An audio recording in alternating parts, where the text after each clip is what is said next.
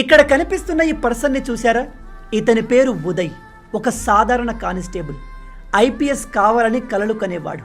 కానీ ఒకరోజు దాదాపు 60 మంది పోలీస్ ఆఫీసర్ల ముందు తన సీనియర్ ఇన్స్పెక్టర్, నువ్వు ఒక మామూలు కానిస్టేబుల్వి, ఎన్నటికీ ఐపీఎస్ కాలేవు, అది నీ వల్ల కాదు అని అవమానించాడు. అందరి ముందు హ్యూమిలియేట్ చేశాడు.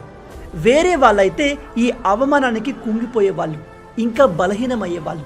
కానీ ఉదయ్ విషయంలో ఈ అవమానం ఖచ్చితంగా ఐపీఎస్ అవ్వాలి అనే ఫైర్ని మరింత ఎక్కువ చేసింది. ఎలాగైనా ఐపీఎస్ అవ్వాలి అనే పట్టుదలను పెంచింది. 2018లో ఉదయ్ తన కానిస్టేబుల్ జాబ్కి రిజైన్ చేసి ప్రిపరేషన్ స్టార్ట్ చేశాడు. ఉదయ్ తల్లి తన చిన్నప్పుడే మరణించింది. 17 ఏళ్ల వయసులో తండ్రిని కూడా కోల్పోయాడు. ఇతను తన గ్రాండ్ పేరెంట్స్ దగ్గరే పెరిగాడు. 2019 తన ఫస్ట్ అటెంప్ట్లో ఫెయిల్ అయిపోయాడు. 2020లో కోవిడ్ వచ్చేసింది. 2021, 22లో ప్రిలిమ్స్ కూడా క్లియర్ చేయలేకపోయాడు. కానీ 2023లో ఆల్ ఇండియా 780వ ర్యాంక్ సాధించాడు. దీంతో రైల్వేలో ఉద్యోగం వచ్చింది. కానీ ఉదయ్ టార్గెట్ ఐపీఎస్ అవ్వడం. అందుకోసమని దాన్ని కూడా వదులుకున్నాడు. ఫైనలీ 2024లో ఆల్ ఇండియా 350th ర్యాంక్ సాధించి ఒక సాధారణ కానిస్టేబుల్ నుంచి తాను కలలు కన్నా ఐపీఎస్ ఆఫీసర్గా మారాడు.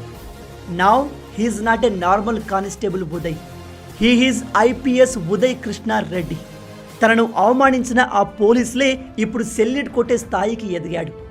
ఇది కదా అసలైన రివెంజ్ అంటే.